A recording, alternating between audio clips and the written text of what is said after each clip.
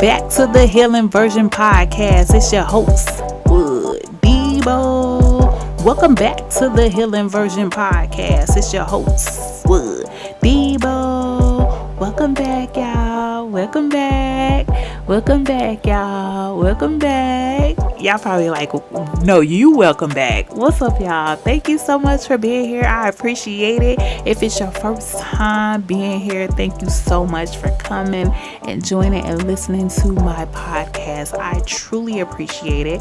For everybody who's a regular listener, I'm sorry, y'all, that I stepped away for a little bit, but I'm going to let y'all know why I stepped away, and we're going to get into it. And I just appreciate y'all for being here. Thank y'all so much. All right, so where do I actually begin? First of all, I just want to say that I'm truly apologetic for my absence. When I first stepped away and I decided that I wasn't going to be recording for a little while and I needed to take a break because life was happening, I was like, I don't owe them no apology. I'm taking a break because life is happening. I got stuff going on. That was until I had people actually come to me and express how much they missed me recording, they missed my episodes, and how much I've truly helped them in whatever aspect of their life that I helped them. So for that, I want to say that I'm sorry that I was not here as a resource and for you to listen to, but please keep in mind that you can always go back and listen to any of my episodes. They are always there for you to listen to. And if this is your first time listening, I do recommend that you go back and listen, just to kind of catch up, because I do talk about stuff from past episodes, and I think that it'll be vital to you if you listen to episodes 1 through episode 19. So it's just a suggestion. You definitely don't have to. You can start from here and keep going. I am going to be starting my series on dysfunction within the family. That'll be starting in 2 weeks from the date that this episode is dropping. So look out for that. Speaking of recording, I will be moving to bi-weekly. So I'll be doing every 2 weeks. So every other week, basically, rather than every week. And that is just to kind of keep with some consistency and allow me more time to edit and release episodes, because weekly was a lot for me, especially being a full-time mom of 5 children and also being in school. School is not necessarily kicking my butt, but it is an accelerated program. So I have tons of work and exams and discussions and respond to this person discussion and respond to that person discussion. And yeah, so just to keep me sane and so that I can be consistent and still give episodes, I will be going to every other week. All right, so what's been going on in my world? Since the last time I talked to y'all, Christmas has happened and New Year's. So Merry Christmas and Happy New Year's to you, if you celebrate. If not, hi. The end of December, I actually had surgery. I had my tonsils removed. At my big grown age, I had my tonsils removed, y'all. They needed to come out. I had probably about 10 years ago, I would always get strep throat. And it got so bad that I didn't get strep throat anymore. I would just get like those tonsil stones. So it was just, they were no good. They weren't doing what they were meant to do anymore. So I just made the decision to have them removed. And if you've never gotten your tonsils taken out as an adult, it is the worst pain. They told me that it would be very painful as an adult, but I was just like, I don't care. Do I regret it? Absolutely not. If I had to do it again, would I do it all over again? Probably not, because it was that painful. It was really painful, y'all. Also in December, 2 of my children went through a pretty traumatic event. And that lasted, I mean, of course, it's still lasting now because it's traumatic, and anybody that's been through trauma know that trauma can be forever if you don't heal from it. But it did last from December to February, like as far as having to deal with it head on. And now we're dealing with it in a healing aspect. That it's not something that I wish to speak about on this episode, and probably won't be a couple of years before I decide I want to speak on it, and that's when they are ready and I'm ready as well. So, but I did just want to let you know that did happen, which was another part of not recording. And y'all, I'm not making excuses. I've already been convicted for making excuses on not recording, but I just kind of want to keep y'all in the loop because I feel like if you're listening to this, I feel like you're part of this. You're part of my podcast family. I'm gonna always be transparent with y'all and let y'all know, what's going on in my life. But I will share information as I'm comfortable with doing so. And then something else that you guys may know or may not know is that in February 17th to be exact, my little cousin took her life. And then a week later, my sister passed away. And this is my sister on my dad's side.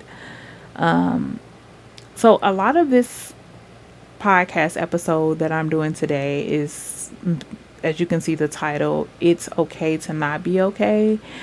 Because I think it's really important to get that message out there to each and every person to let them know. Because I feel like right now we are in very trying times where there is a lot of depression, there's a lot of anxiety, there's a lot of feeling sad, feeling down, feeling alone. And I just feel like I have a duty here, since I do have a platform and a voice, to just let you know, whoever you are listening, that it's okay to not be okay. And on this episode, I'm just going to talk about toxic positivity, which is, I'll get more into it, but if you have never heard of toxic positivity, you might think of it as an oxymoron. Like, how can you be both toxic and positive? And it's possible. You can definitely be both toxic and positive. So, those two deaths were really, they brought out some emotions in me that I'm not going to discuss on this episode. Y'all have to come back for the family dysfunction episodes that will start in 2 weeks. And I'm going to get into that and be very transparent with you guys on how I felt during those times. One thing I'm learning, like with this journey of healing, is that I'm faced with a lot of emotions that about certain things that I've never experienced in the past, and I know it's part of my healing and allowing me to like face things head on and just be completely honest, because this is a very honest journey. Yeah. What else have I been up to? What else has been going on? My oldest had a birthday. He turned 20. The twins had a birthday on March 15th. They turned 7. So everybody in my house is getting old except for me. But yeah, I had to sit back and think about like how I wanted to move forward with my podcast, and I've been doing this for a little while now. And one thing that was revealed to me is that I have to get into it. I have to do it. I have to start now, because if I keep making up the excuse that, oh, I don't have time, there's no time, I have school, I have kids, I have this, I have that. If you sit on your dream and you make up excuses as to why you're not pursuing it, you will never pursue it. Because if life happening is the reason you're not doing something, you're never going to do it, because life will continue to happen. On today's episode, we will be talking about toxic positivity. Toxic positivity refers to the excessive or overgeneralized promotion of positive mindset, often at the expense of acknowledging real emotions and experiences. It can dismiss genuine feelings by suggesting that one should focus on the bright side or stay positive, even in the face of significant trauma or hardship. So, I think that I'm guilty of this a lot of times because I want everybody to be positive, and I do know that life and death is in the power of the tongue. So I'm always encouraging people to be positive. So I would say for me, I have some toxic positivity going on. Now, this toxic positivity thing has been on my radar for the last few months. So it is something that I have been working on, and not being so overly positive. I guess that's how you can best describe toxic positivity, is being overly positive. Because what I would talk about a lot in this episode is the fact that it's okay to not be okay. And when you have that toxic positivity going on, a lot of times you are displaying that you should only be positive. You don't have a right to not be okay. And that's just far from the truth. I think another thing with toxic positivity is that it overshadows feelings. So if you're overly positive, you may have people who aren't okay with opening up with you or talking to you because the only advice you have for them is, oh, it's going to be okay. Oh, just look at the bright side, rather than maybe deep diving into like what they're really feeling and what a real solution could be. Because you can tell me to think positive and say that it's going to be okay. But if I don't believe that, then your words really mean nothing.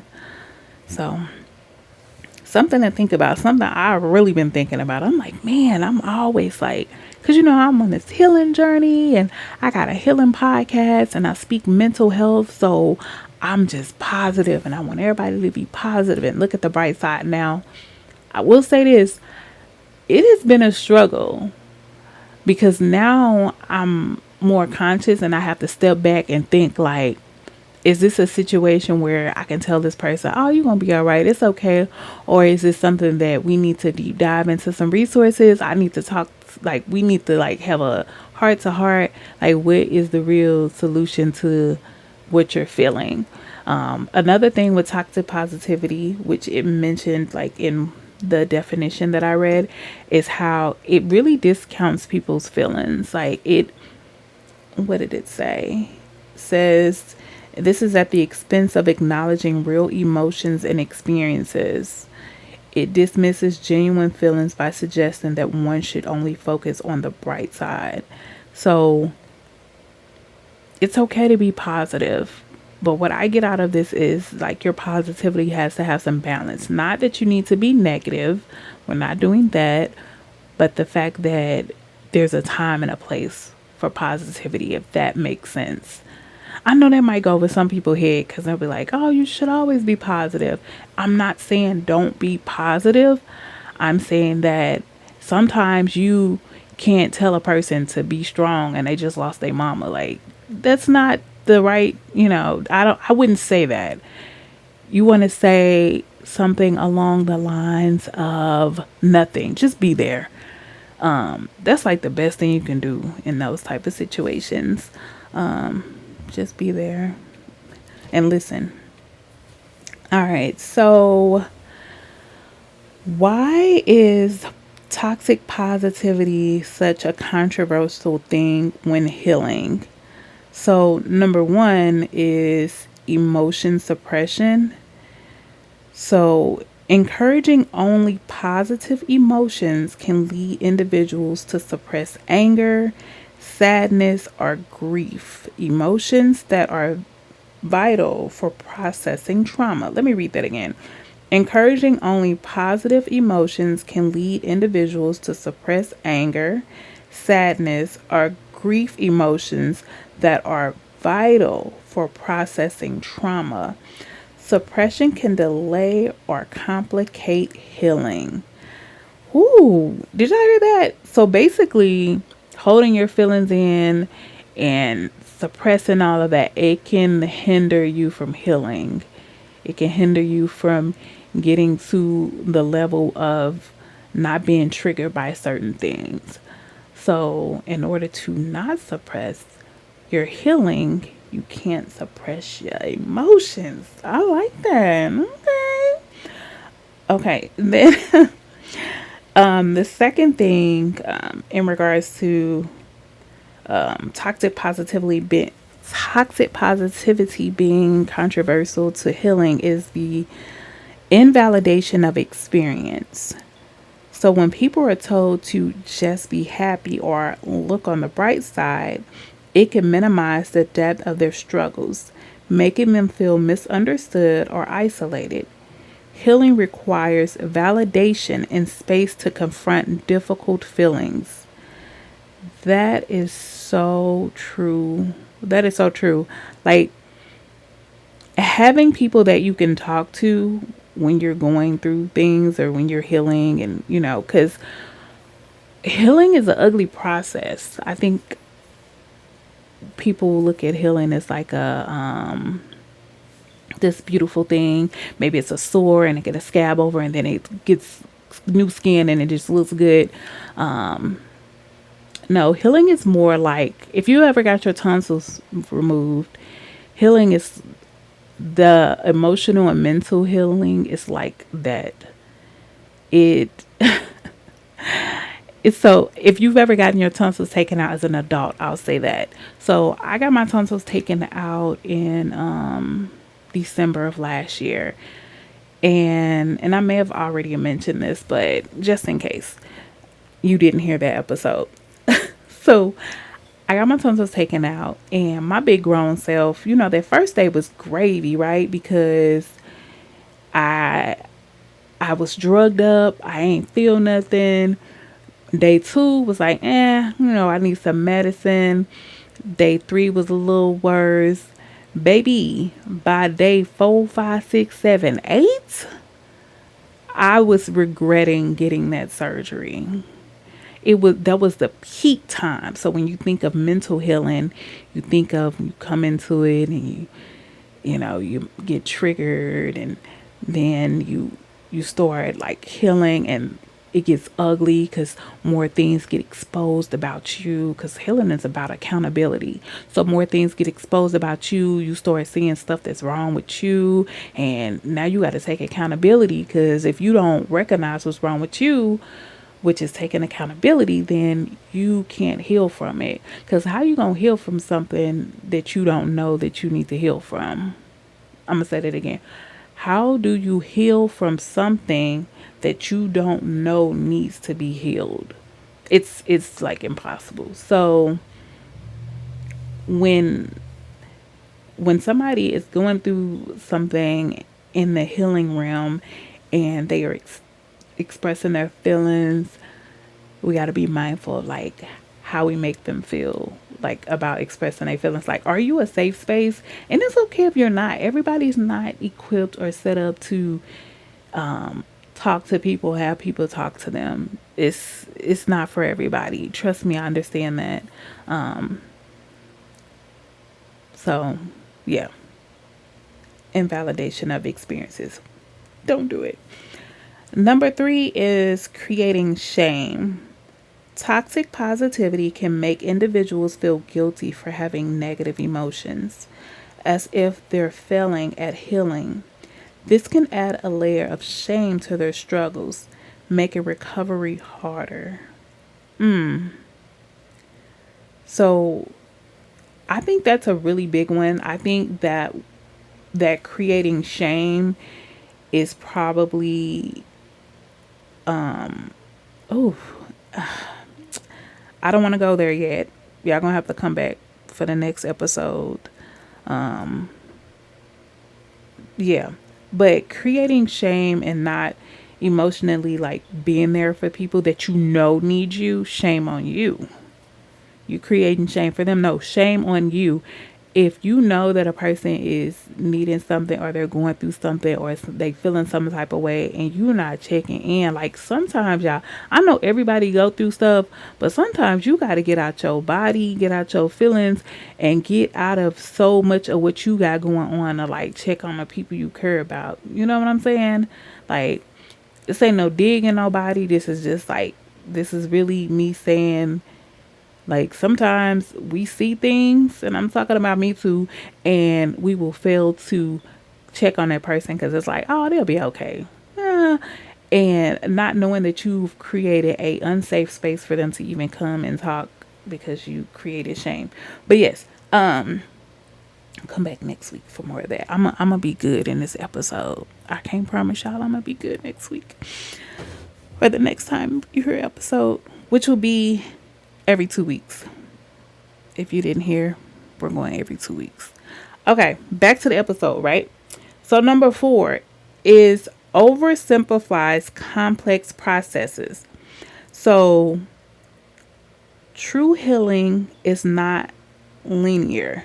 It involves confronting pains, setbacks, and complex emotions. Promoting constant positivity ignores the reality that growth often involves discomfort and struggle.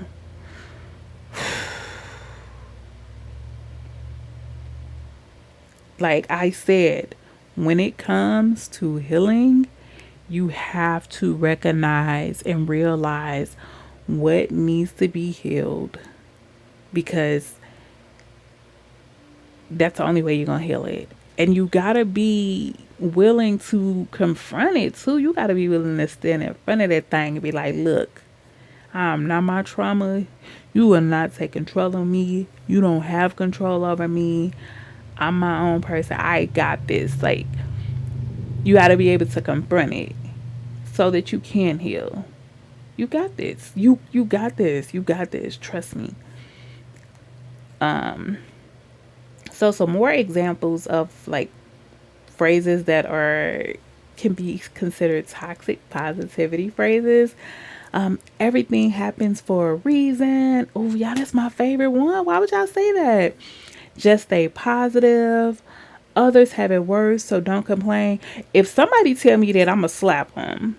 Cause what you're not gonna do is tell me about something like somebody else got it worse to try to make me feel better. Cause now I don't. Like I don't feel better to know that somebody is doing worse than what I'm doing, especially if I feel like I'm doing like crap. Like if I'm feeling like this and there's somebody worse than that, I'm not happy.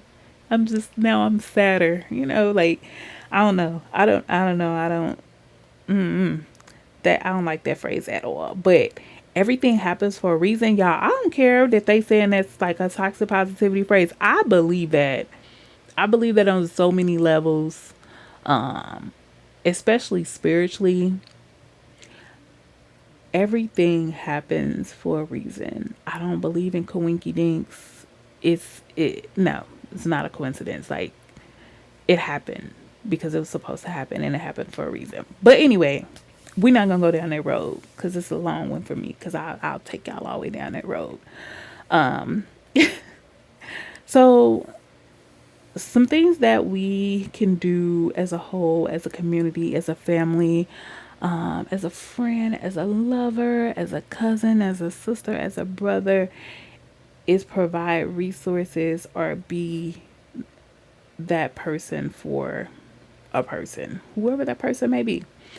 I can be your person. Like, for real. Like, if anybody out there needs like somebody to talk to or you can call on me, inbox me on any of my social medias and I will give you my personal cell phone number. I will real life talk to you 3, 4, 5 o'clock in the morning. I don't care. I'll make time to talk to you. So now I want to talk about balancing positivity in order to heal authentically. So first you have to embrace all your emotions. True healing involves allowing space for all feelings, both positive and negative. Encouraging pain is necessary for moving forward. This video is sponsored by BetterHelp, your online therapy solution. Visit betterhelp.com/the healing version to answer a few questions and get matched with a professional who has years of experience helping people with struggles just like yours. You can access BetterHelp from your phone or computer through messaging, phone calls, or video chat, whichever suits you best. It's the simplest way to start your therapy journey. Let BetterHelp connect you to a therapist who can support you, all from the comfort of your home. Visit betterhelp.com/the healing version or choose the healing version during the sign up and enjoy a special discount on your first month.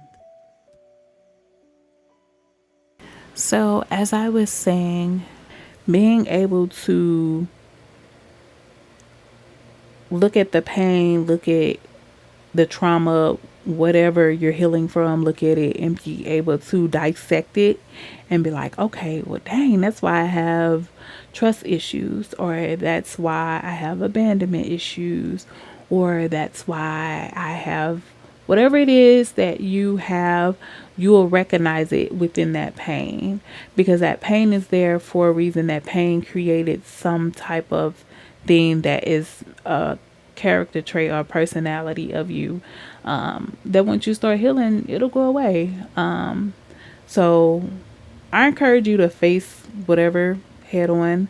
It hurts a lot of times. Like I start seeing things in me, that things that I thought I healed from, and I'll have to step back and be like, oh my goodness, I did not like heal like I thought I did. Like, this is still a thing for me. So now I got to step back and figure out what avenue to go down now. Like, what did I do the last time that didn't make sense? Like those repeated cycles. No, we're not gonna keep on doing those. We're gonna learn our lesson the first time. We're gonna keep it moving. But if you have to repeat a cycle, baby, it's okay. It's okay.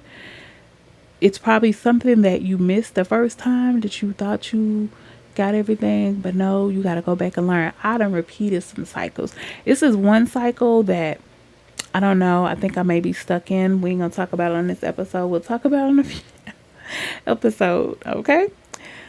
So another thing that you can do as far as like balancing out positivity is support, not fix. So instead of offering solutions or positive, sometimes the best support is to listen and validate someone's experience. That is something that I am learning to do. That I have been learning to do, because I didn't know this years ago, to be quiet and listen, allow the person to speak, and to actually like listen to what they're saying, so that you can, one, have a proper response, and then two, maybe understand why they act the way they do, how they feel, or whatever. Communication is so important, and I feel like communication is lacked in a lot of spaces, but we'll talk about that on the next episode. Okay. Then another thing with balancing positivity would be reframe, don't ignore. So encourage reframing thoughts to reconstructive, not dismissive. For example, this is hard, but I'm growing through it. I like that. This is hard, but I am growing through it. Not going, but you know what? I'm gonna write that everywhere. I like that so much. So this acknowledges difficulty while fostering resilience. It does, and that really made me feel like, I don't know, that boosted my spirit a little bit. I hope it boosted your spirit too. Like you that's listening. I hope that it did that for you. So with toxic positivity, I like to talk about the fact that it's okay to not be okay. It's okay to feel however you feel that's bad, that have you feeling depressed or anxious, or like you don't want to get out the bed, you don't want to do this today, you don't want to adult today. It's okay to not be okay. What's important is what you do when you're not okay. Like, how do you get out of it? You might want to stay in it a couple of days, you might stay in it a day, but we gotta figure out different avenues and different things to do when we're not feeling okay. One of the things that I feel is important that I like is therapy. Having a therapist that you can go to and talk to. I know that, especially in the Black community, therapists are frowned upon, but I encourage you to find a therapist and speak to a therapist. Now, when you get a therapist, this is something that I think a lot of people don't know or don't understand. You have the authority to pick who you want. You're not just being blindsided and walking into this room with this complete stranger that you know nothing about. Now they have it where you can find out like their accolades, their race, what school they went to, if they speak another language, what their religion is, like what type of food they eat. Like they give you, they let you know. You know what I'm saying? So whatever your preference is, man, woman, black, white, it doesn't matter. You get to pick that.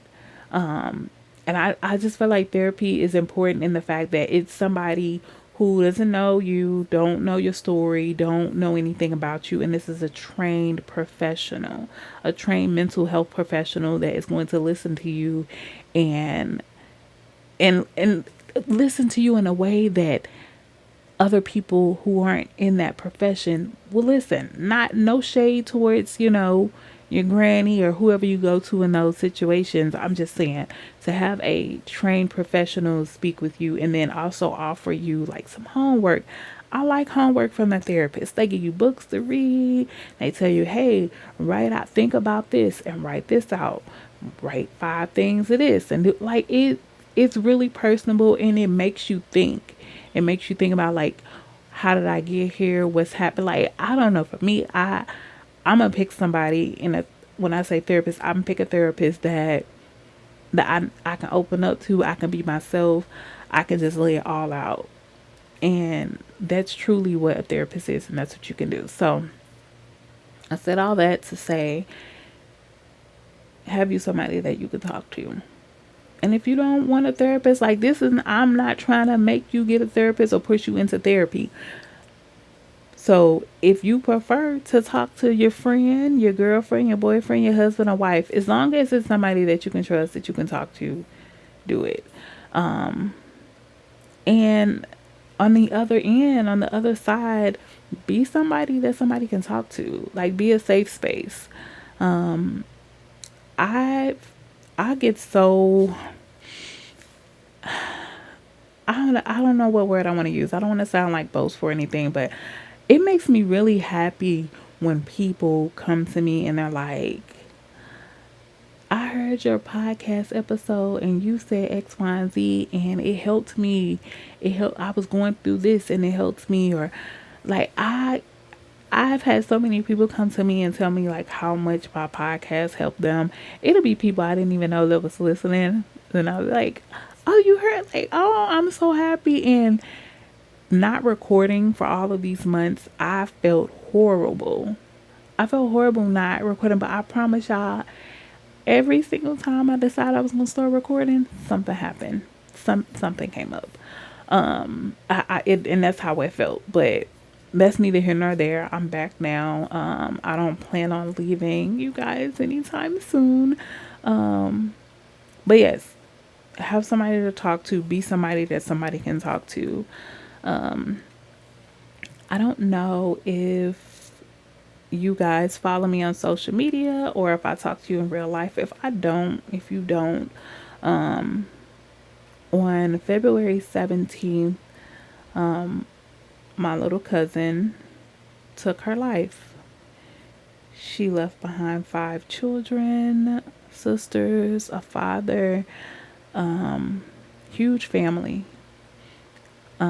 I think I can speak for the family when I say that we are heartbroken and sad by her passing. And I just want to take this time to just encourage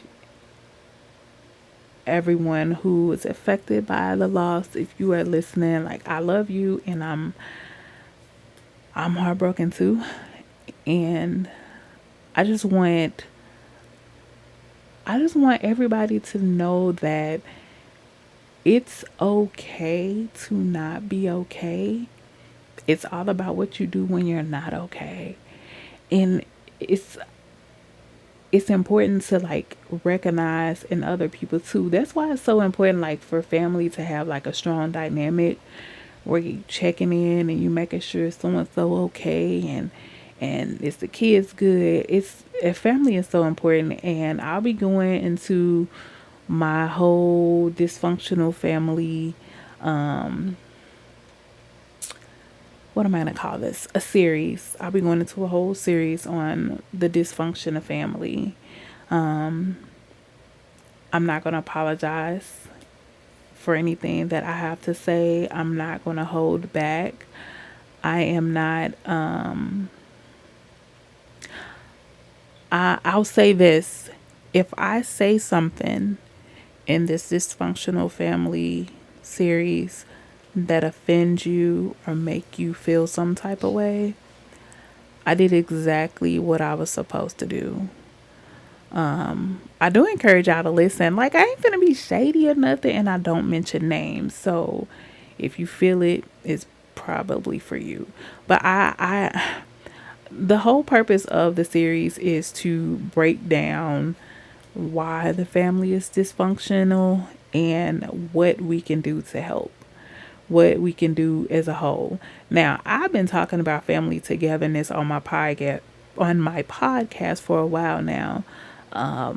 But it's going to take more than just me willing to, bring the family together. Like, but anyway, I'm getting off track here. But I feel like with the whole thing with my cousin passing, I seen a lot of a lot of dysfunction more than I realized we had. I will say that, but come back next week for that. But I'm not gonna drag this episode on any longer. I just want to encourage you who's listening to know that it's okay to not be okay. Debo said it, but not for real. In all seriousness, just find what works for you when you're not okay.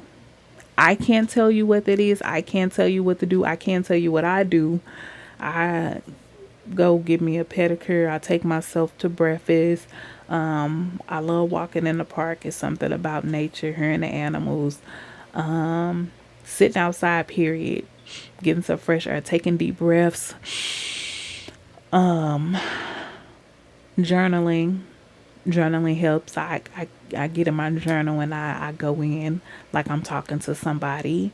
I've started doing voice memos. Shout out to my cousin Sharonda. She suggested that. I did a very dramatic voice memo yesterday after my cousin's funeral because I was feeling some type of way about all the things that I was seeing. And whew. But anyway, we're not gonna go there. Like I said, I'm not gonna draw this episode out too much longer. I love y'all. I appreciate y'all, and thank you so much for coming back. I'm looking forward to speaking to y'all and having y'all come on. Ain't nobody trying to come. Y'all trying to come on here and talk about family dysfunction with me? If you is and you ain't no punk and you ain't scared, hit me up. But I love y'all and thank y'all so much for being here. Peace. If you or someone you know is in a crisis, you can call or text the 988 Suicide and Crisis Lifeline. Just text 988 and it's free. Confidential support is available 24/7. You can also text hello to 741-741 to reach the text line. Please don't hesitate to seek help.